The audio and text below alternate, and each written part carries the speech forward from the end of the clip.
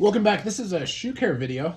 This is Wisconsin Shoe Guy, and today we're going to talk a little bit about shell Cordovan and some of the tools that you can use to shine it up and make it look real nice. So we're going to start off by taking the laces off. One of the things that a lot of people miss is, and candidly I do this all the time, is when I'm doing shoe care, I'll leave the laces on because I'm just doing kind of periodic shoe care. But some things take a little bit more time than others, and you want to make sure that you, do a good job from time to time. So today, I'm actually going to be doing more of your standard maintenance just to kind of show it out. Now, I've got 125 pairs of shoes in my rotation, so I don't wear them all that often, clearly, but I do try to take care of them, but I also am very, very sensitive to over-care, and that is because over the years, especially with shell Cordovan, I have over-conditioned it, and it stretched, which is something that I work really hard not to let happen anymore. So two things that I don't do. I don't use conditioner every single time. Sometimes I'll just use like a water-resistant cream from Pure Polish in order to, treat the shoes. And this does have nutrients and so forth in it that are good for it. But a lot of times I'll just do plain old brushing. The shoes need care, but what they really need is, to be looked after. So now this is September, and on all my social media channels, I'm really focused on raising money for cancer prevention this month. So I'm putting a link to a Leukemia Lymphoma Society page that I'm sponsoring myself, and I would ask that if you have any extra funds, this is a charity that is well worth taking a look at. And if you want to donate on my page, that's great. I have this on Facebook. I have it on my Instagram. And I'm also sponsoring a team at work to raise money for it. But happy if you'd like to contribute.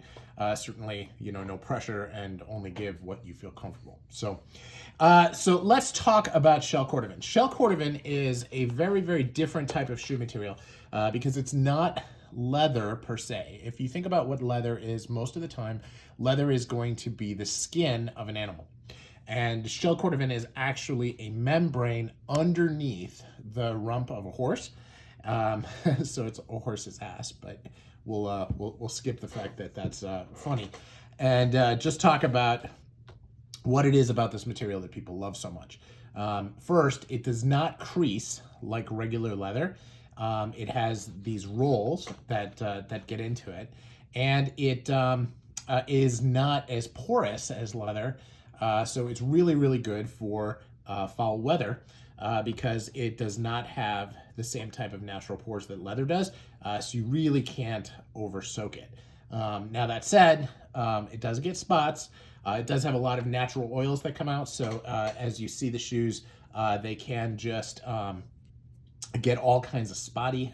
There's something called shell Cordovan bloom, and this is shell Cordovan bloom right here. It is in a area of the shoe that bends, and it just fills with this grease. But if you just take a brush, now this happens to be a boar hair brush, and you go over it, you basically take that grease and those natural oils that come out of the skin, and again, it's not really skin, but let's just call it leather for the sake of argument, and it just pushes it back into the shoe. Now that's one of the great things about shell Cordovan, is that you can scratch it, and because of the nature of this particular type of leather, it allows you to really hide those scratches very, very well. A lot of people will use a spoon. Some people will use a deer bone. Today, we're going to use a slicker, which is a shoe burnishing tool that is made out of ebony wood, which now you can spend $45 on a deer bone online. But this slicker was, they call it an edge slicker. I found this on Amazon for $12. So something that's there. Now I do have a special sleeking bone that I ordered, which is coming. I also have a deer bone. A lot of people use elk bones. You know, one guy used a cow bone. A lot of different things can work. A lot of people swear by different conditioners. Some people use something called Venetian shoe cream. That's what's actually recommended by Horween. The guys over at Ashland have come up with something called Tanner's Blend that they recommend using for it. I've used Colonel 1909 conditioner for shell, and I've used Saphir as a really wonderful Cordovan cream. I've also used Alan Edmonds Cordovan cream, and I've used Berg Oil Cordovan cream. All of them work, but my favorite is really this Pure Polish. You can use the cleaner and conditioner on it, but then this water resistance cream has a really nice way of just breaking in. So now, one thing that works really, really well with shell Cordovan is friction. And so a lot of brushing can be really good. And it's rough brushing like this, where you're actually beating up the shoe. And that is, you know, it requires a lot of brushing. But as you can see, just from the way the shoe has responded in this very short time, you know, the Cordovan actually responds pretty well. Now, this shell Cordovan is an Italian shell Cordovan. These are Meermans, and this is from something called the Shell Cordovan Company, which is in Toscana, Italy. And there is seemingly some crossover in between Chloe and Miriam, which are both tanneries in Toscana, Italy, and shell Cordovan, and I'm not sure why, but they all have their own stamps that go on the back of the shell. So I assume that they're different tanneries, but I can't really tell because there are a lot of folks that market it, and it seems to have some similarities. So now that said, this pair is from that tannery. I don't have any others from that particular tannery today. I did have another pair of Meerman that was a European production Meerman that I got on eBay that was also from that tannery, but I've since sold those. A Plainto Derby, which I really don't manage in my collection as a standard shoe. So I have a couple, but you know, mostly it's for unique things like a triple welt, etc. So as I'm looking at these, you can see this has really come a long way. But the thing that I'm most worried about is all of these creases and what can I do to work these creases out and make it a little bit smoother. And so I'm going to take the trees out and I'm going to focus on what I can do with my slicker on these troublesome areas. So it's not complicated. I just rub the areas and push the leather down using the oil that's in the ebony to just add to this particular area. Now, these are the areas that are most troublesome to me. And so I'm going to spend a little bit of time on it. You use pressure. You can see that there's quite a bit of pressure here. And you can scratch. You have to be careful not to over scratch, but you can scratch the Cordovan with these tools, and that's especially true of bones. I had my deer bone was loved by my dog a little too much, and so I have to be really careful which part I use. And you can always sand down a bone, just like you can sand these, but this is shaped such that you can really use different parts of it for different angles in order to be able to work the shoe. So now this is new. It came in from Amazon today. Thanks to a gentleman by the name of Peter Harrison who posted, one of these online. I took a look at it and said, oh yeah, I've been meaning to get one of those for years. And so I did a search on Amazon and just happened to find it. Very happy about that. And here we go, right? So you can see I did a little bit of a scratch there, but when we brush that up, that scratch is all but gone. And then the question is, am I getting a little bit better on these bends in the shoe? And that is the name of the game, is is how does the shoe react to it, right? So you push it, you pull it, and you see whether or not in the end it is better. And you just you do the same thing you do with all leather like this. You use the friction, heat it up a little bit, go over the area, and see what happens. And it seems to be making a little bit of a difference. But the real test is going to be after it dries and we're able to look at it later after it's had a chance to set in the trees. Now, I'm being pretty rough with these. This is not, my best pair of shell Cordovan. If I was working on a pair, of very expensive, I would probably be very, very reticent doing all of this stuff now. But this is my least expensive pair, and so I'm trying out this new method on it. Now, what's interesting is that this looks like actual creasing in the roll, which is not supposed to happen with shell. And it's probably just because I'm looking at it too closely. But like if I look at a pair of my Horween shell Cordovan versus my Toscana, I would not see that kind of creasing at all. And so it's very, very interesting as we look at it. But this is definitely taking the scratches out just like any other piece of shell. So there's no question in my mind that it is shell. It's just I don't usually see a crease like that at all with shell. So as you look and you see it, it's a little alarming from that perspective, but there we go. Now, the more I look at that, I may actually reach out to some guys and see. That's not quite what I expect of shell Cordovan.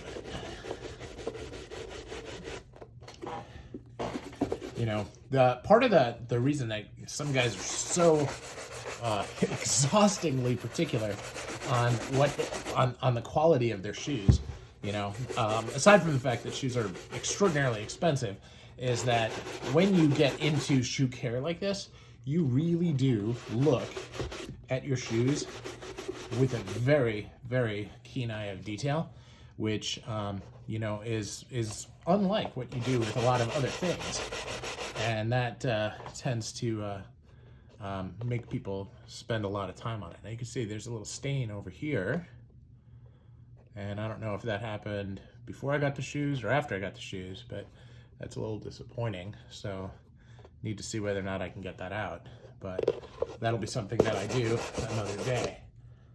And I have some lines here that I probably scratched using the point of my edging piece here. And now I am really worried about it to see, hey, did I just mess up these shoes, or are these the high quality material that I thought I had on these shoes, or is it in fact something else? And this is, as I said, spend a lot of time caring for your shoes. You tend to notice things very differently than if you hand them to a shineman and let them shine your shoes for you. So but if you look at this compared to where it was at the very beginning, there is a lot of progress being made, and so some pretty good progress actually. So just again, if you look really carefully into these creases in the light, it looks more like a crease than a roll, which is disappointing for what it should be. So we're gonna look at this and we're gonna see. Now, I've talked about this before on the channel. One of the things with Meerman shell Cordovan long wings specifically that you'll note is that there is a separate piece on the vamp for the hind versus the hindquarter, which is not always the case, right? If you were looking at a pair of Aldens or even a pair of Allen Edmonds, you would not have a seam here. This would actually be the same piece of leather that wraps around, and so that is another area that, you know, Meerman was able to save a little bit of money by not having that larger piece of leather. And so that's, you know, means that they're able to get more shoes out of a single shell, which, you know, changes the value proposition, which is why their shoes can be, you know, $340 for shell Cordovan shoes versus, you know, $700 and up for many other brands. So, again, I'm being really rough with these because I want to see how they respond, you know, to this new tool and see where we are. So interesting. You know, I think that you know, that it's responding mostly the way I would expect. You know, I do see the lines here, and so, which I don't like. So I'm gonna have to really work on this a little bit. So be really careful if you get one of these with this point, because that is pushing that around is not helping. Now that's the thing with shell. If you take this and you push it and you do small circles and you spend time with it, you can get out a scratch really well. Okay? And I have it, as I said before, I have a deer bone, which I will use as well to be able to you know, drive this out. So, but it is not releasing that the way I would expect. So something I need to look at. So now, so let's look at this. Now, what I do a lot of times is I'll use a lot of different colors and I'll layer the colors in. So I have burgundy, I have light brown, I have this Oregon Pinot Noir, which is kind of an in-between, okay? And I have brown. Now I also have green and black, but I'm not going to use those here. So that's your standard care, is that, and you know, applying these is really very straightforward. You simply have the cream, put a little bit on your finger, not a lot, and you simply rub it in. Okay, not complicated, not hard. You don't use a lot. Okay, and you just want to get a nice thin layer on the shoe. Now, pure polish is very different than your other brands. It really does require very, very thin application. If you oversaturate it, it just takes a long time to dry. So, and unlike like when you do your regular shoe polish routine with Saphir, where you can, you know, kind of just keep going, you do one shoe and then you do the other, and then you can just go ahead and start polishing it up. You do need to let the pure polish, both the water resistant cream as well as their regular paste and cream polished, you really need to let it dry. So like an hour, and then you're able to get that really, really good shine on that. Now, I don't really go for a good high shine with shell, and this water resistant cream is not really designed for that anyway. It does have a nice warm shine, don't get me wrong, and it definitely looks like your shoes are clean and well cared for, well nourished. But what it's a warm shine, not a deep shine. All right. Now, I don't see any stains on this particular pair. I think that was on the other shoe, which there's a little stain here, and then a little stain here. So we're going to be looking at those. Another one here. So again, very, very light application on my finger. You can see how much there is. It ain't much. Pardon my bad English. And we just go ahead and rub that in.